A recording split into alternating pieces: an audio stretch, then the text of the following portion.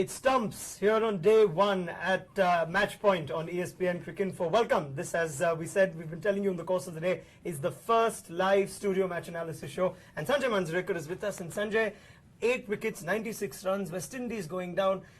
Were you surprised with the way they just suddenly capitulated? To an extent, yes, because we were talking about India's bowling attack being a little inexperienced. And look at the seamers that India had. You know, one man making his debut, other who played last year. Even in the spin department, there's not loads of experience. So on that front, tremendous job by East Indies. You know, there was East a time, Indies, India was East Indies. So better day for them, and clearly, I mean, they have surpassed expectations. Yeah, we did talk about how the West Indians were no pushovers in the morning because of their batting. You know, the likes of Gale and Chandrapal and Samuels. If you talk about Marlon Samuels, just quickly, he came out after lunch and he looked good, and eventually just never looked in command. And Mohammad Shami was the factor. Was it just excellent bowling by India, or did the West Indies make a lot of mistakes? Combination of both. And there is also an important thing that you've always got to look at in a contest. Not too many people would want to say that. It's also about ability, not necessarily about execution and things like that. So yes, once Chris Gale was gone for 18, I think that was a huge wicket. Because what Chris Gale does, if he gets a 40 or 50, is a guy who believes that he can beat the world. There aren't too many in the lineup there who would feel that, you know, they have the skills or the self-confidence to, you know, dominate. They're all looking for self-recognition, still finding their feet, apart from guys like Chandrapal and Chris Gale. Yeah, absolutely. Just looking at the numbers, then 234 is what the West Indies were dismissed for after they came in at 107 for 2 after lunch. So it was a sudden batting collapse, one that could have been foreseeable if they would have lost those key wickets. And Shivnarayan Chandrapal had that labouring innings of 36, bowled by Ashwin. As you can see, Mohammad Shami made the important inroads, got Samuels, then got Ramdin, that got Sammy in, and there were question marks. We saw a couple of questions during lunch as well, Sanjay, on people surprised that the West Indies played that batsman short. So yeah, that's the batting card for the West Indies for you. 234 all out.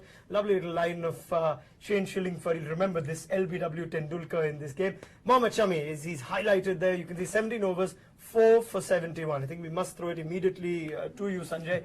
Where did he make the difference? Where was he so good after lunch? The pitch helped him in the sense that you know, it's a rough pitch, which Arun Lal also told us this morning, and it tends to get the ball rough quickly. You know, these masters of reverse swing are always looking at the outfield. They look at the nature of the surface, because if the ball keeps hitting the leather, it roughens up, and then they can work on the other side and get that reverse swing going. And when the bounce is also on the lower side, reverse swing just has that much more of an effect. That's why you see reverse swing playing such a big part in the subcontinent. Waqar Yunus, Wasim Akram, you know, even in their pomp, weren't quite keen to go to Australia and exercise their reverse swing because the bounce in the pitch just helps the cause. So yes, low bounce helps Shami, and I think he's got that kind of a bowling action where he's able to get that reverse swing and utilize it a lot better. And footwork of the West Indian batsman then came into play. Yeah, let's get a little more into detail about Mohammad Shami, and we really dissected Bhuvaneshwar Kumar to the fullest that we could. But Mohammad Shami is an interesting talking point, because in a little while we'll show you the comparison and how India now have 2 bowlers, both of whom can be effective at different stages of the innings. But Mohammad Shami, when he bowls up, he doesn't look the most fluent. You know, if you compare him to maybe Umesh Yadav, who's a lot more fluent in action but not as accurate. So what makes up for the fluency? What are his actual strengths when he runs up to bowl? It's quite easy, you know, viewers also will be able to see it. They don't need an expert like me to tell them. But you can see when Bhuvaneshwar Kumar runs in, there is that purpose in the run-up. He runs in, gathers speed, and then builds up at the delivery reaction, and nice you know, action going in that narrow corridor, as I keep saying. Mohammad Shami is more of a guy who is just looking to reach the stump. There was a little more purpose today, I thought. You know, I've seen in some of the other matches where he is almost like, you know, not trying to run, but just completing a formality. And I think all his bowling is just about that right arm and the wrist. There's a strong arm that comes through, but his greatest strength, which I keep stressing on, is the wrist that come into play, because that gives him that extra thrust. You know, the ball is right behind his wrist and his fingers right behind the ball. In fact, I've got this ball to demonstrate. So the thing with him and with a lot of Pakistani seamers is when they release the ball, you know, the fingers and the whole arm is right behind like that. You can see, and that's how this ball gets the greatest thrust forward. Just imagine if I'm releasing it in this fashion. Now this is what our friend Ishan Ishan Sharma does. Okay. You know, where Mohammad Shami goes like this, Ishan Sharma for some reason goes like this. It's like, you know, if I have to give you a slap. If I yes, have to, Sanjay, yes. fiction. It's got to be straight on your cheek, right? For the if I just brush effect. it, yeah. If I just brush your cheek, it's not going to be that much. So that's what Ishan Sharma does, and it's amazing. For so many years, he's not been able to correct that. So it's always like, you know, the slap is not right behind. It's like this. So the ball loses potency, loses speed. Whereas Mohammad Shami's is right behind there. The seam thereby stays erect, and there is speed going in. And because he just bowls it at a slightly round arm action, the reverse swing has more of an effect. Okay, and that's interesting, and this is as good as it will get from a batsman, especially. You've seen the bowlers bowl to you from where you stand in. If Ishan Sharma bowls in that angle, that semi-slap almost that you said, is it because of something, is it because he finds it more accurate? I'm sure there's somebody who's told him if he needs to be a little more effective, needs to bowl straight. Why do bowlers not bowl the way Shami does? Why is the release so different in fast bowlers? No, I think most bowlers have their wrist right behind. If they don't have it, they'll do it maybe for just one ball. You know, just collapse the wrist to just take speed off. But most bowlers would have that wrist right behind. Ishan Sharma is a very curious case that he has not had that, you know, for so many matches. So that is the problem with him. Also, another thing that happens is Ishan Sharma will bowl that same delivery, but it's not going to swing as much because the seam has to stay like this for, you know, the reverse swing to come into play or for the ball to do something. So if it's going like this, as it does, it's not going to swing. Okay. And when you see, you know, a couple of dismissals of Mohammad Shami, we had Marlon Samuels getting out to him, and then Dinesh Ramdin. You could see that wonderful, you know, that delivery that comes with a good upright seam and bit of thrust coming into play. Yeah, Marlon Samuels and Dinesh Ramdin were the key, you could say, the thing that kind of torted it towards India, because there were two quick wickets in succession and they exposed a slightly long West Indian tail for those who criticized Aaron Sammy of not being a proper batsman in Test cricket. If you compare the two, as I mentioned earlier, Sanjay, we've got Bhuvneshwar Kumar now and we've got Mohammad Shami. If we look at both of those two, there's a very interesting observation that's come out, and it is that Bhuvneshwar Kumar's got all his wickets so far in his short Test career in the first 15 overs. You know, if you take a look at this stat, first 15 overs for Bhuvneshwar in Tests, 45 overs and 7 wickets, averaging 21. If you look at it after 15 overs, he's bowled 33 overs, he's still to get a wicket. Mohammad Shami, of course, on debut today, but he got the wickets with the old ball. Let's exclude the one of Kieran Powell, which is with the new one, but the real effect was with that older ball. This could very well be something interesting with both bowlers, for India especially. MS Dhoni will be happy. He's now got two bowlers, one who can do the damage with the new ball, one with the old. Yeah, ideally, I mean, both of them will look to be better in the other aspect. Yeah. You know, Bhuvneshwar Kumar would want to be more like Mohammad Shami, and Mohammad Shami the other way around. But if you just have to be an Indian cricket romantic, you say that's perfect. That's 10 wickets picked between the two bowlers, 7 with the new ball, 3 with the old. Job done. Brilliant. But that's very interesting with Bhuvneshwar Kumar then. Yeah, so interesting. If they see this, they and want again, to improve on we it. talked about it, didn't we? The speed that makes the difference. You know, Mohammad Shami has a little more speed and perhaps more adept at reverse swing than somebody like Bhuvneshwar Kumar. Okay, let's take a look at this now. This is the Marlon Samuels wickets. These are the two big wickets that we were talking about. Now, Samuels, when he got bowled, it hit the top of middle stump, Sanjay. It was a ball again, and Ramdan also got bowled. Let's go through the Marlon Samuels wicket first. The one thing I'd like to ask you is, Samuels has left this huge gap. Is he expecting the ball to come differently? Is it come in surprisingly sharply? Is it reversed? What's happened here? Just have a look where it's pitched, Raunak. Viewers at home, just look at where the ball is pitched. So as a batsman, what he's thinking, the ball is pitched outside the off stump. And because modern day batsmen are used to playing on flat pitches, where does he expect the ball to come on off stump? Yeah. So he's covered up for the off stump.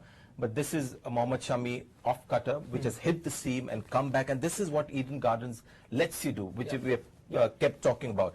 Any of those one-day pitches that we saw recently, that ball would have pitched there and would have come on off stump, and Marlon Samuels would have just hit through the line beautifully. So the pitch and the skills of Mohammad Shami coming into play. Yeah, the interesting last note over there, 85.6 miles per hour. That's quick. That's reasonably quick for an Indian pacer. Let's look at Dinesh Ramdin, because that was almost fascinating in its own way, because it didn't seem to do as much as the Samuels wicket. Ramdan, you could really discredit the batsman for playing a poor shot over here, or credit the batsman for playing a poor shot. Mohammad Shami bowls, I think you were talking before we went on air, it's something to do with the release which is confused Ramdan. What is that? Yeah, it is not as exaggerated as a Waqar Yunus would have done, or an Imran Khan when he used to bowl those famous in-dippers, where they would throw the ball outside the off stump.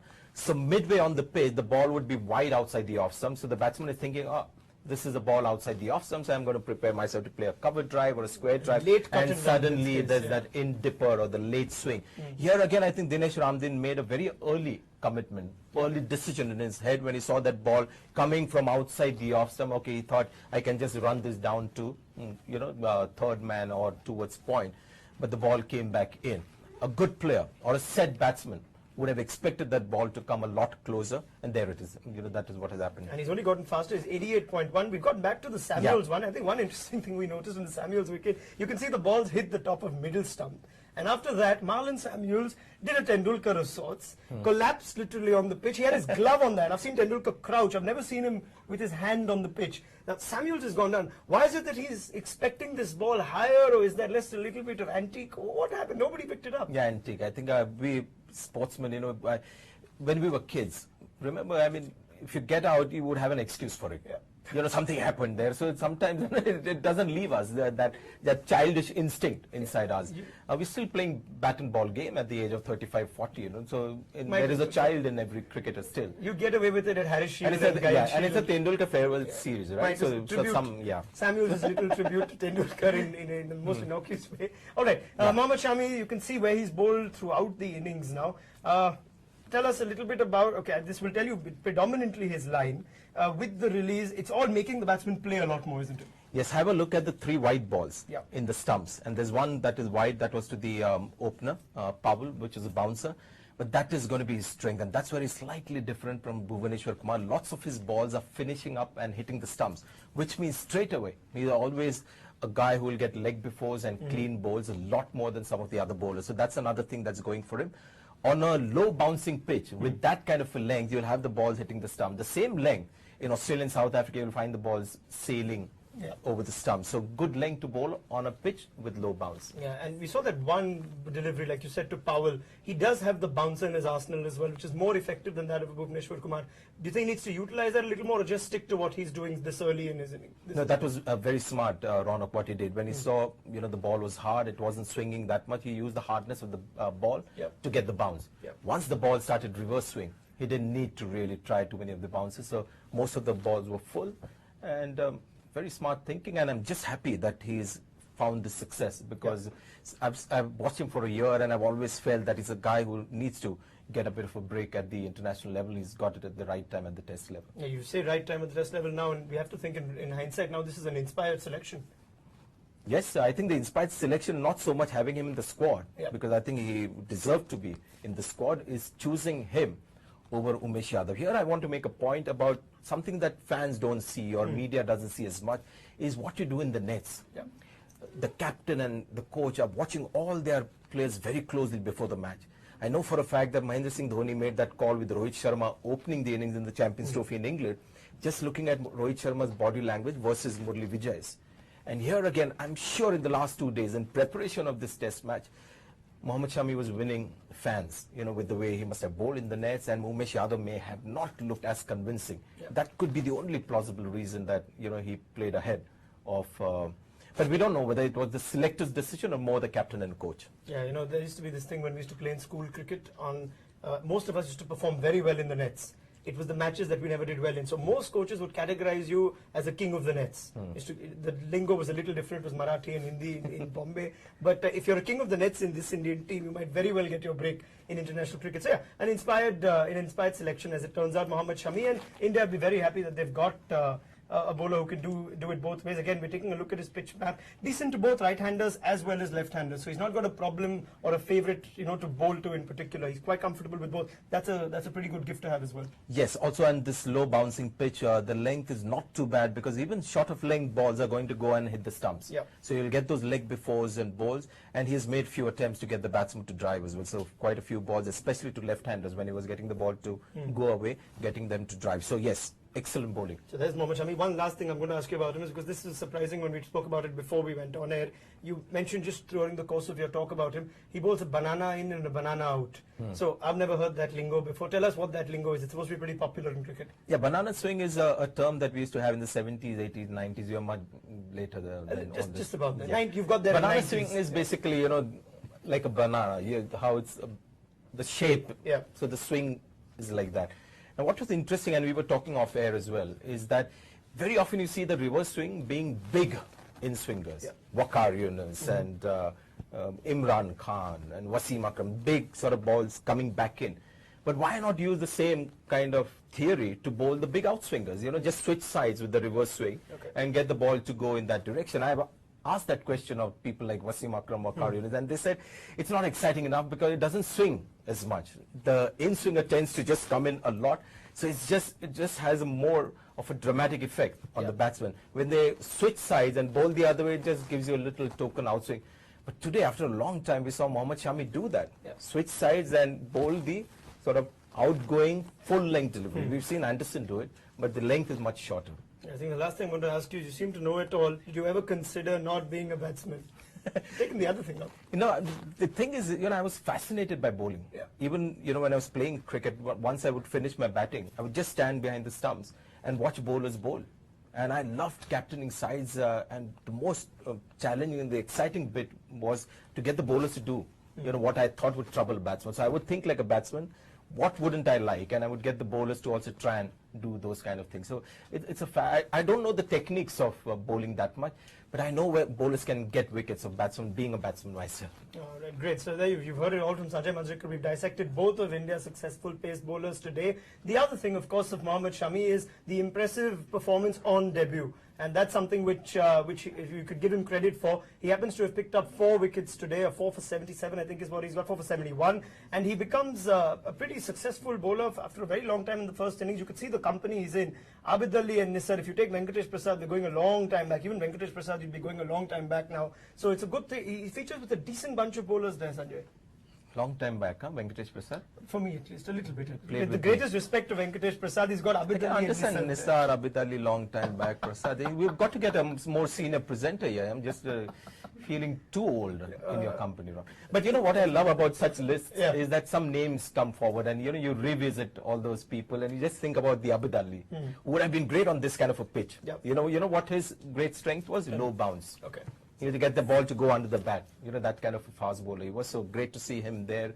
And there's also Debashish Mohanty, who had a couple of good seasons for India. He would get the ball to sometimes banana swing. Yeah. Debashish Mohanty, of course, I think 99 World Cup he did pretty well. So I remember some World Cups dating back to when I was 9. He also hails from the same town as the editor does, Debashish Mohanty. I see, okay. So must be a great cricketing mind, you think. Anyway, let's move on. India batted as well. 37 without loss is what they made. They seemed solid. Shikhar Dhawan, Rohit Sharma. One thing that we observed, Sanjay, that I think I must put to you, were you surprised with the way Darren Sammy handled his bowlers, taking Tino Best off early? Sometimes there is overthinking. I think very often captaincy should be about just watching the two batsmen and give them what they don't like. It can be as simple as that. Just look at the batsman and see what he's uncomfortable with. Shikhar Dhawan gets a ball in the ribs. And you can see he's called for a drink, he's taken some time off, and that bowler has just bowled 2 overs. And what he sees in 5 minutes later, he's got Shillingford bowling off spinner. However good the spinner is, however good his form is, think like a batsman. Would Shikhar Dhawan have preferred at that time Tino Best or Shillingford, or for that matter the left arm spinner bowled later? Just I think overthinking. Just two overs from Tino Best didn't make sense at all. Okay, the live commentary that I heard from it seems to suggest that he got Shillingford on because he wants the ball to start reversing as early as possible. No, he should have looked at it as a small session. And as I said, it's simple. What would the batsman least like to face at the time? And Shikhar Dhawan, after that ball in the ribs, would it be the off spinner or the fast bowler? Okay, very quick before we get into the questions of all our that we've all sent on Twitter. Sheldon Cottrell, you seem to be extremely there's a smile on your face already. You seem to find him familiar to an old bowler. Again, now not that one I would have seen live. Tell us a little bit about what the action reminded you of. First thing, he looks like a cricketer, West Indian cricketer from the 1960s, even before my time. And he looks a mirror image of Wes Hall. You know, I didn't play with Wes Hall, Raunak. I watched him, clippings with the tight test match and things, and you would see Wes Hall, bowling in that languid fashion, very natural bowling action. And Cottrell seems to have it. He looks a very strong bloke as well, bowling at 90 miles per hour. But immediately, you know, the modern influence starts coming. You know, people who watch, people like us, and you could see even in commentary, Ian Bishop and Alan Wilkins were talking about he needs to get that left arm better. And I'm thinking, you know, just let him be. He struggled for direction today, but with time he'll get it. He'll get his own action right. But when you get somebody like him at this stage to get your left arm like this and get closer and, you know, don't bend your knee as much, it confuses a lot of young cricketers, and you lose a lot of talent that way. It was just great to see a raw fast bowler from the West Indies looking like a typical West Indian bowler. Let him be. He'll learn on his own playing matches. Well, let him be. It seems the only memory I have of a bowler who looks like Sheldon Cottrell when I used to watch as a kid was Pedro Collins. And the one guy Pedro Collins used to keep getting out, at least when I used to watch, was Tendulkar. Yes. So well, that's not saying anything, but if it happens, you heard it here first. I remember Ravi Shastri would tease Tendulkar for about a year after that series, you know.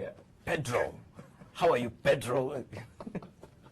Oh, it's quite a tease. The other thing is Sanjay Manjrekar establishes that he only saw West Hall, you know, with footage, never played with him. So he just reaffirmed that bit as well. But let's get into the questions that have come in from the fans. Sanjay's dissected all the bowlers of today. Rashid Masood sends us the first one. Will Shami continue to bowl with the same speed, or will he slow down after a couple of years? That's a guy who has followed Indian cricket really well, you know, and if you have to use the normal sort of trend, yes, he will slow down like all Indian fast bowlers, but let's hope not. Because as I said, all his speed and whatever he's doing is just coming from that last bowling action with the right arm and the wrist.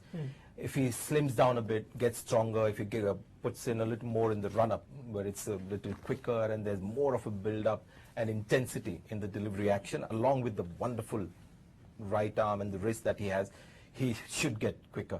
But it's the Indian culture that is brilliant at making, you know, medium paces out of fast bowlers. There's so many of them. Zair Khan, first series in Kenya, 2000, 90 miles per hour, 2 years later. I think Pathan also lost a lot of Irfan pace. Pathan, Ashish Nehra, the list is long.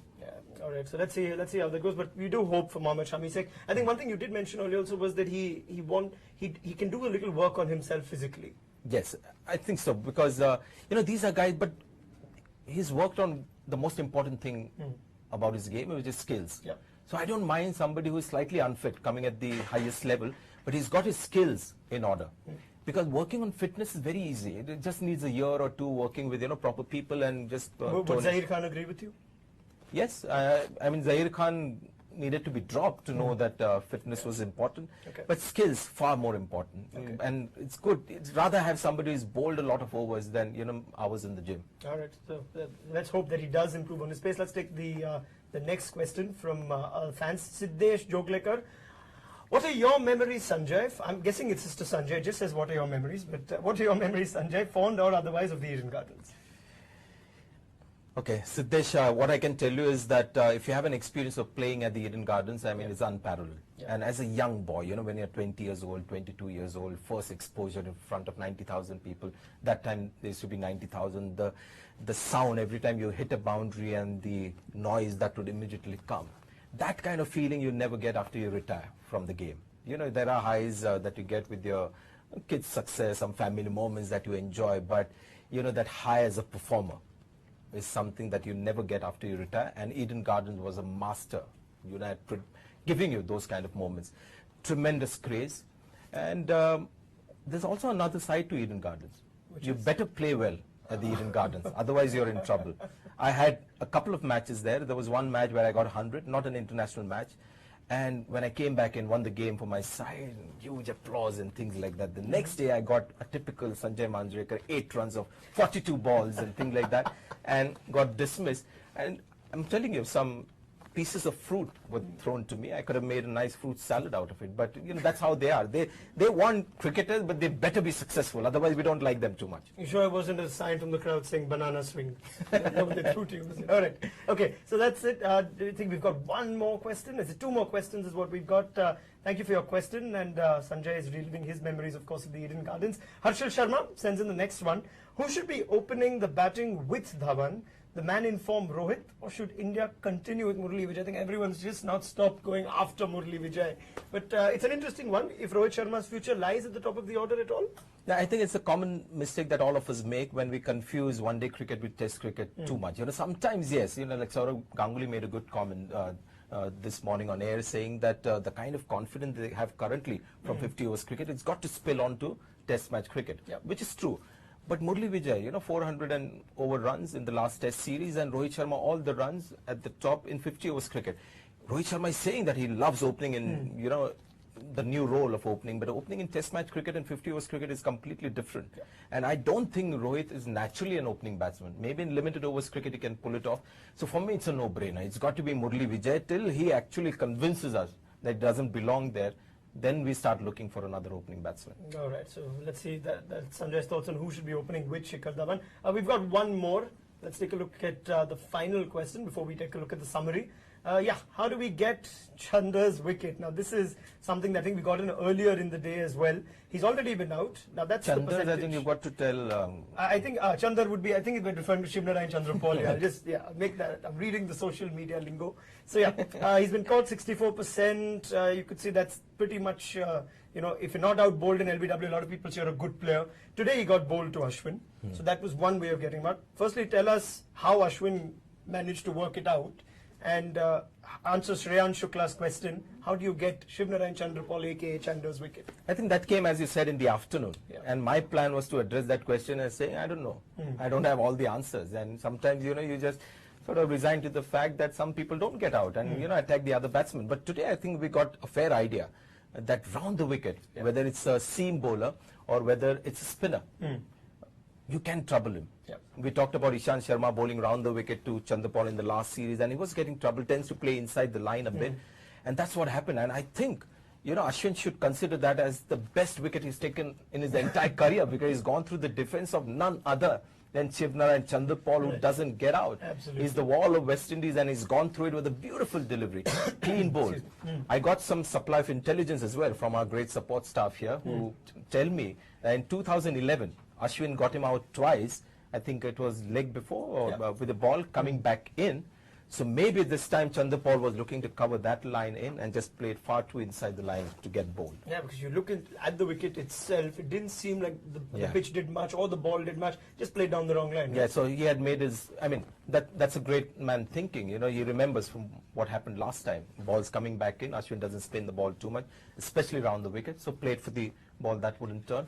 Unfortunately, it turned. So very quickly, if he is to redress an issue of bowlers coming around the wicket, this is a good one. Technically, what can he do differently? Yeah, I think what he does really well is that he waits till the last minute to make contact with the ball, and I think his options are open. You'll see him quickly now, having the same kind of posture, waiting, but make the last minute adjustment. That is. And do you think his stance has got even wider and easy? Something that I just felt it just got even wider. It's more animated. Going further away from leg stump, you think, or it was my observation, just as a lay observation. I don't have much credit to my observations. But did you think so as well? Yeah, I thought he's getting further away from that leg stump. I don't know where he'll end up after 5 years. He'll probably take guard from the leg umpire, perhaps. In the future. Okay, so Shivnarine Chandrapal is out today, and India are the ones that go home happier. Day one of the India-West Indies series, not the Tendulkar series, the India-West Indies series, which has a lot to do with Tendulkar, is underway, and day one definitely belongs to India after dismissing the West Indies for 234. They've ended up with 37 without loss. Marlon Samuels, the top scorer for the West Indians. Dhawan and Vijay seemed to look comfortable. They didn't for those 2 overs, like Sanjay Manjrekar said, when Tino best bowled, but that's all he bowled. It'll be interesting to see how Darren Sammy marshals his bowlers tomorrow. What can we look forward to in the first session of play? We will be in preview tomorrow, but what would the West Indian team can be telling themselves now? The game isn't lost yet, is it?